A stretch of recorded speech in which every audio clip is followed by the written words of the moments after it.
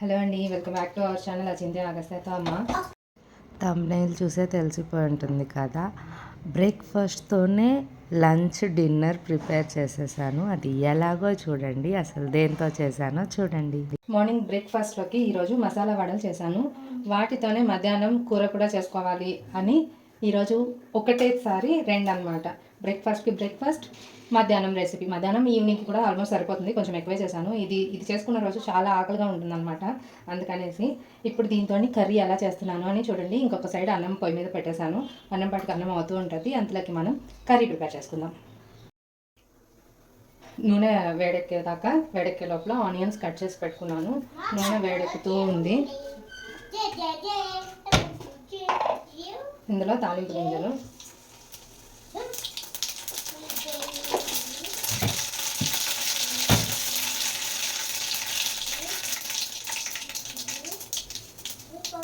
తెల్లగడ్డ,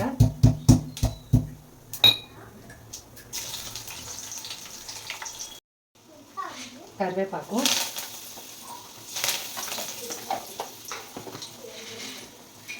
అందులోనే ఆనియన్స్ వేయండి.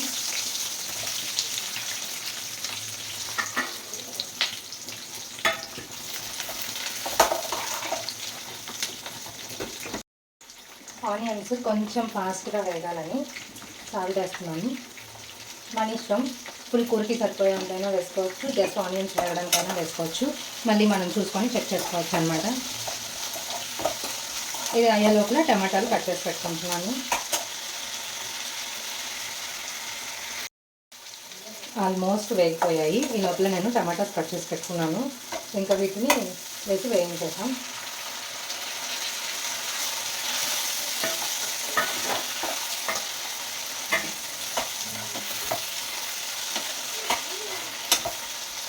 అన్నం కూడా అయిపోవచ్చింది, ఇంకొక 2 minutes అంతే. ఇది ఉడికేదాకా కలిపెట్టేసుకున్నాం. ఇది వేగుతూ ఉంది, ఆల్మోస్ట్ దగ్గర పడుతుంది. ఈ లోపల దానికి సరిపడా చింతపండు, అంటే పులుపు కోసం మీకు ఎంత కావాలో అంత, పులుపు ఎక్కువ తింటారు తక్కువ తింటారు కాబట్టి మీకు ఎలాగ వేసుకుంటారో డైలీ అలాగే అనమాట. మనం కూరలోకి వేసుకునేటట్టు పులుసు కూరల్లోకి ఇది నానబెట్టేసుకుంటున్నాను. కొంచెం నానబెట్టుకుంటే త్వరగా మనకి మంచిగా ఇది వచ్చేస్తుంది, పిసికేటప్పుడు ఈజీ అయిపోతుంది. అందుకే కొంచెం నానబెట్టి పక్కన పెట్టేసుకుంటున్నాను. అన్నం అయిపోయింది, ఇంకటి నాపేసి పక్కన పెట్టేసుకుందాం. కర్రీ చేసేద్దాం. ఆల్మోస్ట్ అంటే ఉడికిపోయి ఆయిల్ బయటకు వస్తూ ఉంటుంది. ఇలా వస్తున్నప్పుడు ఇంకా మనం నెక్స్ట్ ప్రాసెస్ స్టార్ట్ చేసుకోవచ్చు అనమాట, లేకపోతే మాడిపోయే ఛాన్సెస్ ఉంటాయి. అందుకని కొద్దిగా చిన్నమంట పెడుతున్నాను. కొంచెం చిన్నమంట పెట్టి ఇందులోకి ఆల్రెడీ ఉప్పు వేసున్నాను నేను. లాస్ట్లో సరిపోతుందో లేదో చూసుకోవచ్చు అనమాట. పసుపు ఒక 1/2 teaspoon, అలాగే కారం అంటే మళ్ళీ మనం తినేదాన్ని బట్టి, ఎక్కువ తినే వాళ్ళు ఉంటారు, తక్కువ తినే వాళ్ళు. నేనైతే ఎక్కువ తినలేను, తక్కువ తినలేను. సో నాకు ఎంత పడుతుంది అని లాస్ట్లో చెక్ చేసుకుంటానండి. ప్రతిసారి చెక్ చేసుకొని ఏం తగ్గినా మళ్ళీ వేసుకుంటుంటాను. ఆల్రెడీ ఉప్పు వేసాను కాబట్టి లాస్ట్లో చూసుకుంటాను. ఇది ఒకసారి మళ్ళీ కలిపేద్దాం.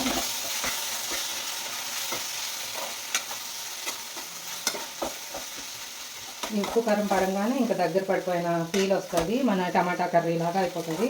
ఇంకా ఇదే టమాటా కర్రీ చపాతీలో బాగుంటుంది ఇంతవరకైనా. ఇప్పుడు దీంట్లోనే మనం మసాలా వడలు ఎన్ని కావాలో అన్నీ, నేనైతే కొంచెం ఎక్కువే చేసి పెట్టుకున్నాను, నాకు చాలా ఇష్టం. ఈ వడలన్నీ వేసి ఒకసారి కలిపి పెట్టుకుంటున్నాను. కొంచెం దానికి పట్టడానికి పెట్టేస్తున్నాను. ఈ మధ్య లోపల ఈ చింతపండు పులుసు కలిపేసుకుంటున్నాను. మీరు ఎలా చేస్తారు? అంటే అన్నీ ఒకేసారి కట్ చేసి పెట్టుకొని చేస్తారా, ఒకదాని తర్వాత ఒకటి పొయ్యి మీద పెట్టుకొని చేస్తారా? నేనైతే అంటే కట్ చేసి పెట్టేంత ఓపిక ఉండదు. ఒకేసారి చేసుకుంటూ ఉంటా, పొయ్యి మీద ఒకటి పెట్టేది ఇంకోటి కట్ చేసుకునేది. అలాగా ఈ చింతపండు పులుసు ఇందులో పోసేస్తున్నాను. మనకి లిక్విడ్ కంటెంట్ ఎంత కావాలో అంత చూసుకొని, ఇంకా కావాలంటే దీనిలోనే వాటర్ పోసుకోవచ్చు. ముందు ఒకసారి దాన్ని కలిపేద్దాం.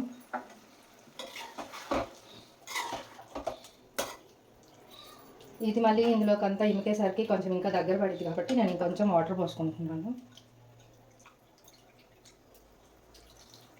దగ్గర పడేసరికి మనకి గ్రేవీ టైప్లోనే వచ్చేస్తుంది, ఇబ్బంది ఏమి ఉండదు. ఒకవేళ నీళ్ళు ఎక్కువైనాయి అనిపిస్తే మనము కొంచెం పెద్ద మంట పెట్టి కొంచెం సేపు ఉంచుకున్నామంటే ఆటోమేటిక్గా వాటర్ అంతా ఎమికిపోతాయి అన్నమాట. ఈ కన్సిస్టెన్సీ రావాలి ఫైనల్గా అయితే. ఇప్పుడే ఇలా ఉంది కాబట్టి ఉడికేసరికి ఇంకొంచెం దగ్గర పడుద్ది, అందుకే నేను కొంచెం వాటర్ పోసుకుంటున్నాను. ఇంకా కొంచెం మీడియం ఫ్లేమ్లో కొంచెం సేపు పెట్టి తర్వాత లో ఫ్లేమ్లో పెట్టేస్తాను. ఇప్పుడు అయినా మీరు టేస్ట్ చేసి చూసుకోవచ్చు అనమాట, ఎలా ఉంది అనేసి, ఉప్పు కారాలు అన్నీ సరిపోయాయా లేదా అని. కారం పులుపు సరిపోయాయి, ఉప్పు కొంచెం పడుతుంది.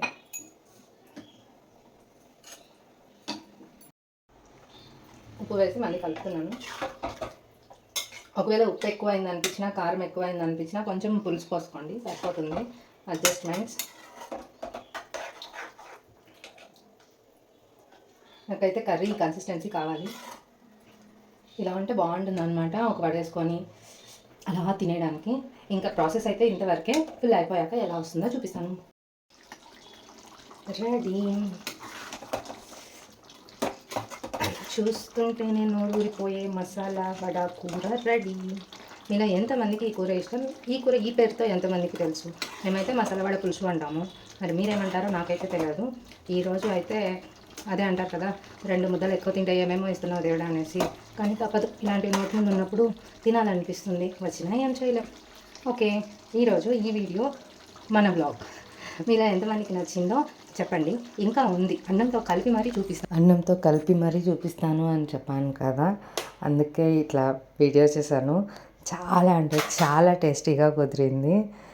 మీరు ట్రై చేయండి. అసలు అన్ని పీసెస్ వేసాను కానీ మొత్తం లాగిచ్చేసాము. చాలా బాగా, చాలా టేస్టీగా కుదిరింది అనమాట. Thank you for your support. ఇలాగే సపోర్ట్ చేస్తూ ఉండండి.